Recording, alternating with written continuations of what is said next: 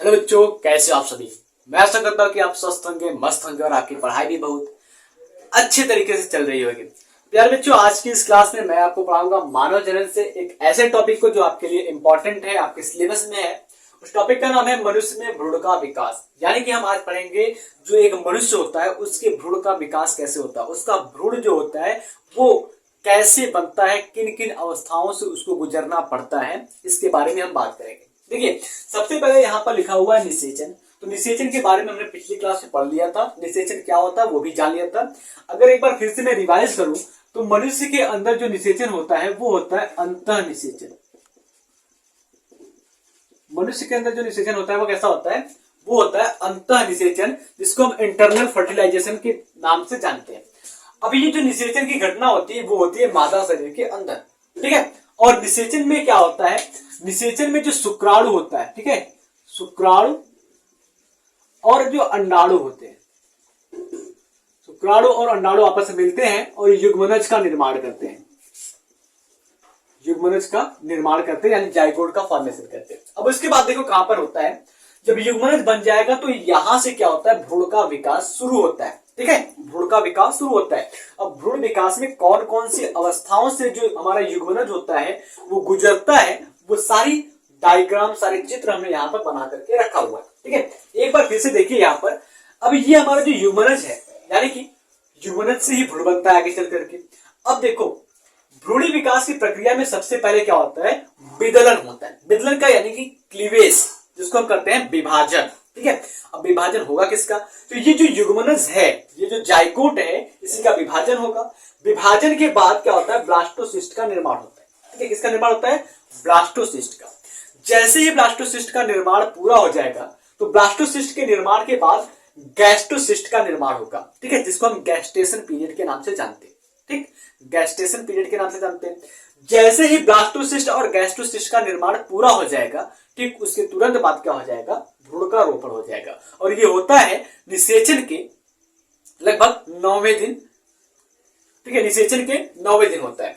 अब यहां पर देखिए, ये हमारा एक है फीमेल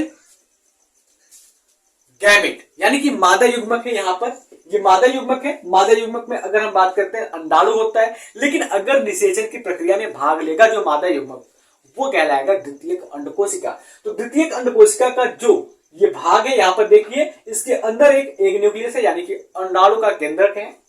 ऊप्लाज्म, अंडाणु के अंदर पाए जाने वाली द्रव को हम ऊप्लाज्म यानी कि अंडाणु तरल कहते हैं, ठीक है। कोशिका के अंदर पाए जाने वाले को हम कोशिका द्रव कहते हैं, ठीक। उसके अंदर एक यहाँ पर देखिए केंद्रक है, जिसको हम पोलर बॉडी यानी कि ध्रुवीय निकाय के नाम से जानते हैं। सबसे बाहर की परत को हम जोना पेलिसुला के नाम से जानते हैं। अब यहाँ पर देखो, ये हमारा क्या है, फीमेल का गैमेट है। अब यहाँ पर फीमेल और मेल गैमेट का फ्यूजन हो रहा है, यानी कि नर युग्मक और मादा युग्मक आपस में मिल रहे हैं, यानी कि पूरी प्रक्रिया क्या हो रही है, निषेचन की हो रही है, ठीक है। निषेचन की प्रक्रिया के बाद क्या होता है कि जो शुक्राणु होता है वो अपने केंद्रक को अंडाणु के अंदर या द्वितीयक अंडकोशिका के अंदर छोड़ देता है। अब दोनों केंद्रक आपस में मिल जाते हैं, जिसके फलस्वरूप 2n प्रकार के जाइगोट यानी कि युग्मनज का निर्माण होता है। देखो, 2n मतलब क्या होता है, द्विगुणित। और यहां पर अगर हम शुक्राणु और अंडाणु की बात करते हैं तो शुक्राणु भी n है, यानी कि अगुणित है, अंडाणु भी n है, यानी कि अगुणित है। वैसे मानव के अंदर जो गुणसूत्र की संख्या होती है वो होती है 46, लेकिन शुक्राणु के अंदर जो गुणसूत्र की संख्या होती है वो होती है 23, आधी होती है। और अंडाणु के अंदर भी कितनी होती है, आधी, 23 होती है। तो जब दो आधे आधे गुणसूत्र आपस में मिल जाएंगे तो पूरे हो जाएंगे 46, तो इस प्रकार से बन जाएगा द्विगुणित, ठीक है। तो ये क्या है, द्विगुणित युग्मनज जाइगोट है। अब इस जाइगोट में शुरू होगा विदलन, ठीक है। क्या शुरू होगा, विदलन। विदलन का मतलब क्या होता है, विभाजन, जिसको हम अंग्रेजी में क्लीवेज करते हैं, या फिर इसी को हम सेल डिवीजन भी कह सकते हैं, ठीक है। अब क्या हुआ कि इस जाइगोट के अंदर विभाजन शुरू हुआ। ये जाइगोट 2 सेल स्टेज यानी कि 2 कोशिका की अवस्था में गया, 2 कोशिकाओं में बट गया, ठीक है, 2 कोशिकाओं में बटा। अब यही 2 कोशिका जो होता है वो आगे चल करके 4 कोशिकाओं में बट जाता है, जिसको हम 4 सेल स्टेज कहते हैं, 4 कोश की अवस्था कहते हैं। फिर उसके बाद ये 4 कोशिका की जो अवस्था होती है वो आगे चल करके 8 कोशिका की अवस्था में बदल जाती है, यानी कि 8 सेल स्टेज, जिसको हम 8 कोश की अवस्था कहते हैं।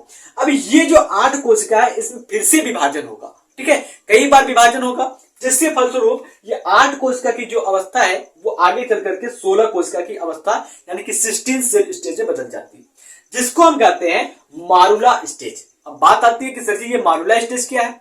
तो मारुला स्टेज 16 सेल स्टेज को इसलिए कहा गया, जो 16 कोशिका की अवस्था होती है उसको मारुला अवस्था क्यों कहा गया?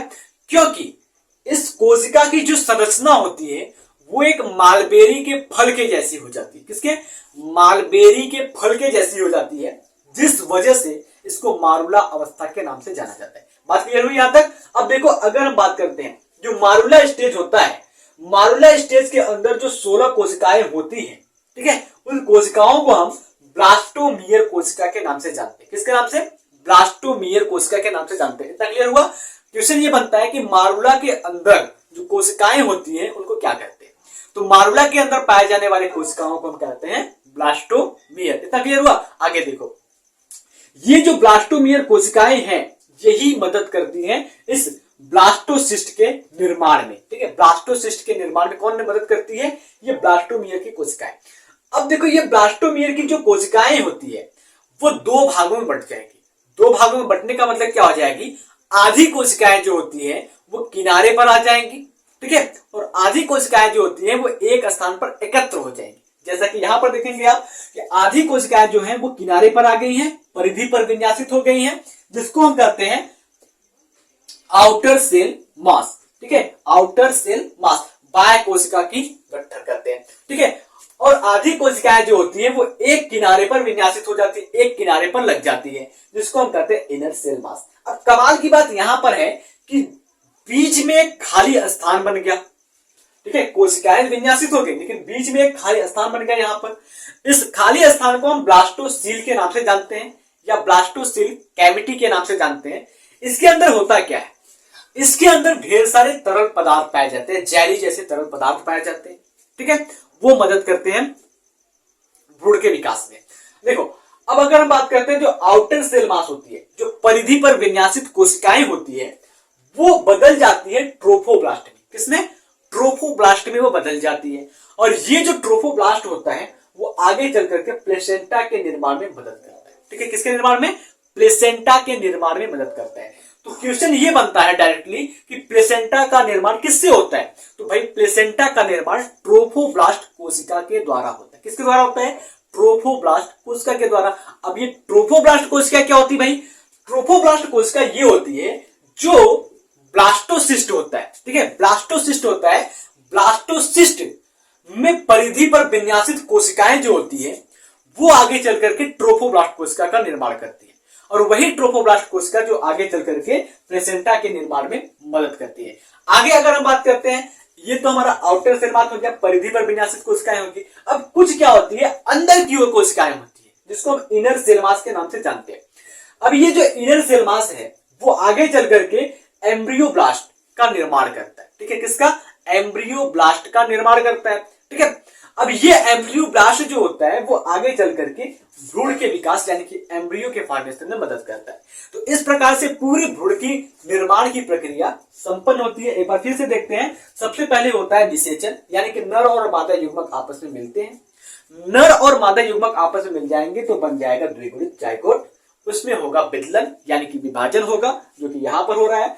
विभाजन के बाद कई बार विभाजन होता रहता है लगातार। 2 कोशिका बनती है, 4 कोशिका बनती है, 8 कोशिका बनती है, उसके बाद 16 कोशिका बनती है, जिसको हम मारुला कहते हैं।